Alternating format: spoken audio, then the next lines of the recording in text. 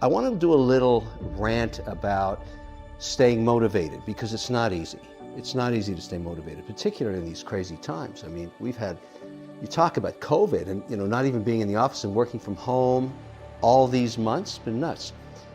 The key to motivation is routine. Now that may sound boring and mundane, but it's not. If you get into a healthy routine, and that includes a lot of things, like for me, it's getting up early, working out 45 minutes to an hour every day, and then really into the routine of taking care of yourself too. Every day, you're gonna get thrown a ton of shit that's gonna hit you, particularly if you're an entrepreneur. Even if you're just working in a job, you're gonna get emails and texts about, nobody says, hey, you're doing a great job, I just wanna send you an email. They say, here's 5 problems I'm having right now, and here's the storm I'm in today, go fix it. That's generally 99% of your communications. So when you're working, you have to kind of categorize what you're gonna deal with first. Now, to stay motivated, here's a little trick that I've used. Start your day with the biggest problem. When you've got all your energy, take it right out of the gate. Whatever it is, it's gonna be some horrific problem, you gotta deal with it, get it done first. Generally speaking, there's going to be 5 to 7 things you have to do every day. You won't get them all done every week and every day, but you want to take the top 3 and nail them. And the trick to that is to do nothing else till you solve those problems. That's a big trick. I learned this years ago. I actually post this stuff the night before, a little sticky note, right on the mirror. It's very, very useful. So what I do every night is I take a little MC Squares, that product, that's one of my Shark Tank deals, wonderful company, and I write down the things I gotta get done the next morning. There's no tech here, I actually write it down, stick it on the mirror. Get up in the morning, work out, come back for the shower, start nailing down those things. I always have my phone with me, so if I can start working on one of those things when I'm shaving, I'll call the guy up and I'll be shaving, getting it done.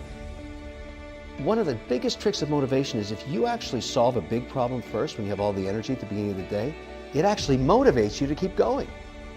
No question about it. Now, the other issue you've got to deal with motivation is be able to take a minute off. Sometimes when I'm just frazzled, could be 2 in the afternoon, this is a trick. You just go sit in a chair and do something completely different. Listen to some tunes, take a snooze, read a book. It has nothing to do with the stuff you're doing during the day. Now, the people in the Mediterranean know this trick. They call it a siesta. They always take a snooze at 1 to 2. And the food they eat's really great, which leads me a great segue into the next piece. Do not eat shitty food. People say, oh, it's too expensive to eat good food. Not so. You really, really don't want to eat crap. Crap drags you down. Now, what's crap? Look, everybody likes to snack, but you can't eat crap, and you know what I'm talking about. Overly fatty, too much salt, too much sugar, too much snacking, too many chocolates, all that stuff. You can indulge a little bit, but your core base of the 3 meals you eat during the day have to be good food. You cannot run the body with crap food. It just doesn't work, and you will learn this pretty damn fast. Now, that also means I like to drink wine. You got to drink it in moderation. So I have a little rule for myself. I never drink before I go on television. I never drink until 4 o'clock. Why? I'm involved in the financial markets, so they're open till 4. I never drink till 4 o'clock. Usually I don't even drink till about 5, when I have my first glass of Montrachet, which is a white, beautiful wine, or Chardonnay, my own wines, obviously. I like to do that. And then for dinner, I'll have a glass or 2 of red. So maybe I'm talking about 3 glasses here. Now, for a lot of people, that's too much, but you got to really be careful on how much alcohol you consume. Not just for the booze. The calories are a bitch. You're talking about 160 calories per 8-ounce glass of white wine. Sometimes 220 for a red, depending on what it is and how sweet or dry it is. But just think about that. 3 glasses of wine, you're talking almost 1,000 calories in some cases. You don't want to do that. Now, if you're going to drink, call it 800 calories, that means you've got to work out in the morning for almost an hour and a half to burn that off. Otherwise, you're going to gain weight. So, alcohol is something I love, but you want to stay motivated? Nothing really drags you down more than gaining weight, watching that scale move up. I'll tell you what really I love to do. After I work out, after I've had my shower, I weigh myself. And if I'm right where I was the day before, I'm loving it. I haven't gained any weight. I'm not trying to lose weight, just don't want to gain weight. another motivational factor. Now here's something else. One of the big challenges over the whole COVID shtick was losing touch with people. You know, even your own family. It was tough. It was a really tough time because generally you have, compadres out there that used to hang out with, maybe see once a month, once a week, went out for business dinner, whatever. All that stuff shut down for the majority of people. So what I really made sure I started doing, and I got into this last March, is each evening I would touch base with 2 friends. I text them, say, hey, you have a minute to talk? And we just communicate, staying in touch with my network. And some of these people are business associates. It's just that I haven't talked to them in a while. I'll just call them up and say, hey, listen, I just want to check and see what's cooking, talk about the industry, if it's a television or one of my Shark Tank deals or one of my businesses, like, something I've invested in, just to touch base with the CEO for only a couple of minutes. But I find that's very motivational in the sense that it keeps you connected in the network. You're still communicating with people. There's a lot of rah books about motivation and, patent-like stuff, all this military discussion. I'm not into that. I'm not against it. I'm just saying, in terms of things that you find to motivate you, they have to be things you can build into a routine. You don't just drag off the bookshelf after 3 months of being depressed or something.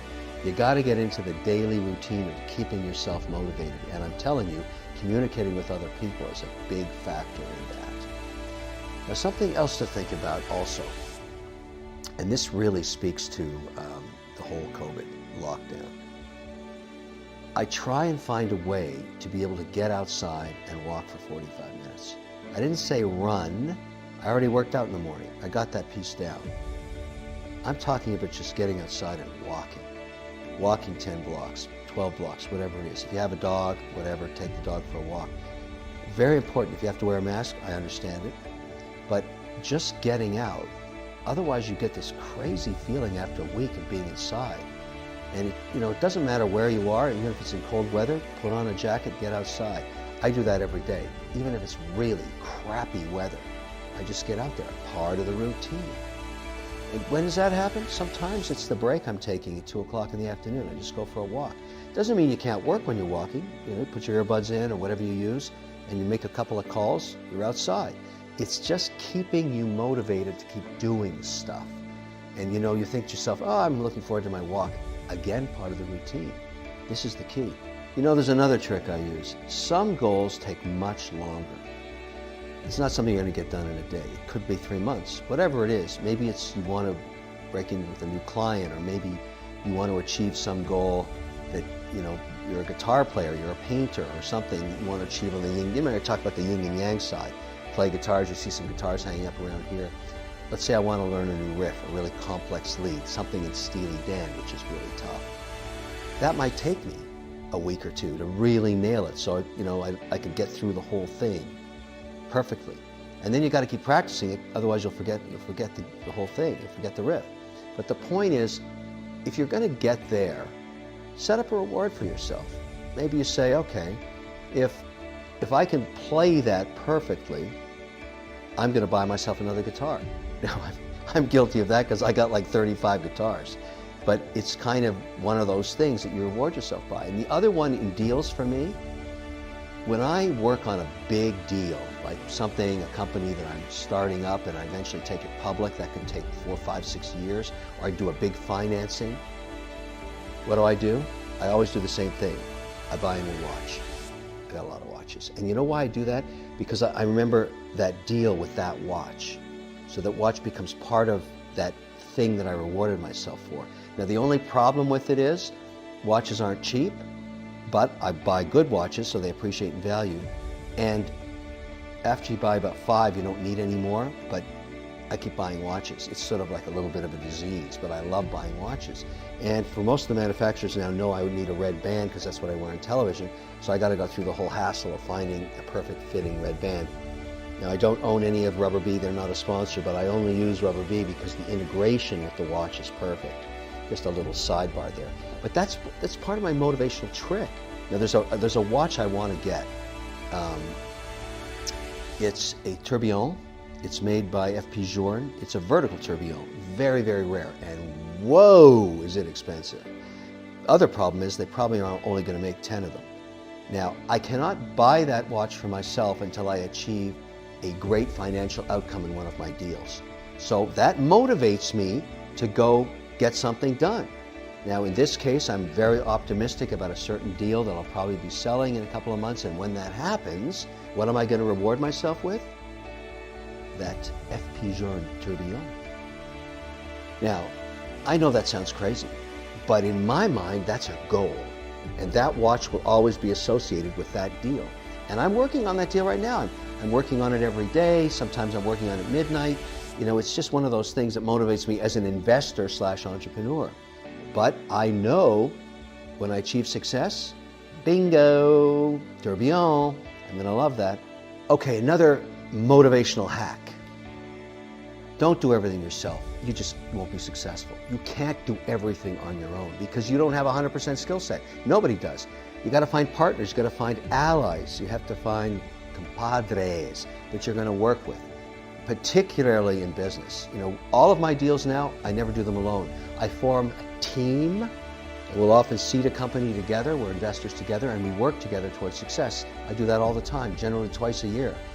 But I wrote about a lot of this stuff. I never plug my books, but these have been bestsellers. Kevin O'Leary, The Cold Hard Truth. I like it. It took me forever to write. I mean, it's hard work, right? People think you write a book quickly. This thing took me like a year and a half. Then I wrote a follow-up, Family, Kids, and Money. A lot of the things I'm talking about are in these books. Get them on Amazon if you want. They're interesting. But it's from the perspective of making mistakes, learning from them, not making those mistakes again, that kind of thing. So motivating yourself to engage with people enrich your lives. Even people you don't like to work with that you work with enrich your lives. They give you a different perspective, a different set of eyes.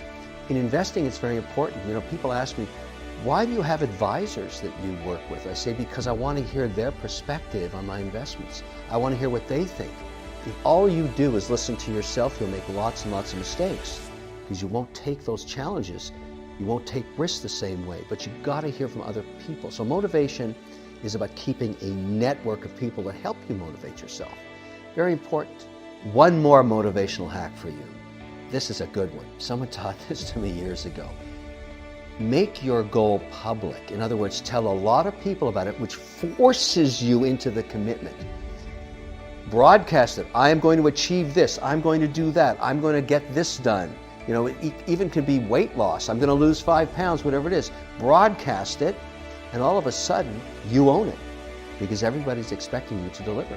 It becomes part of your own personal accomplishments. It's a hack that really works.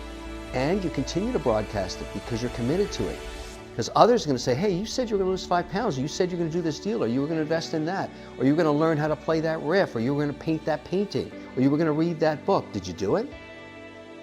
Believe me, when others call you out on it, it really motivates you. Try it. Definitely works.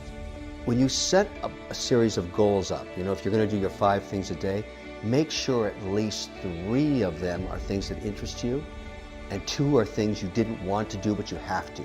If all you have are tasks you hate, it's really hard to stay motivated. So you've got to blend them together.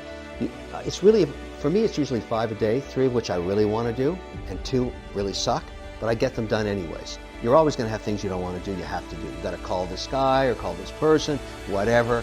You have to put it in there, but blend it in with some stuff you want to do. You know what I mean? The other day, I wanted to make crêpe flambée. I love to be a chef, and I love to cook, and I'm pretty good at it. And I was thinking I'd stick that in with 2 calls that I really didn't want to make about business. So I said I'll do 1 call pre-crêpe flambée and 1 afterwards. You know what I'm saying? I kind of forced myself into it with something in the middle I really wanted to do. And by the way, my crêpes were spectacular. They were spectacular. My trick is Cointreau. Anyways, I don't want to get into a cooking lesson, but the whole point, see, I'm interested in that. I'm motivated to tell you about it. That's my whole point. Things that interest you give you lots of energy. Things you don't want to do, you keep procrastinating, which is horrible. You got to deal with the tough stuff too, but mix it up. Mix it up.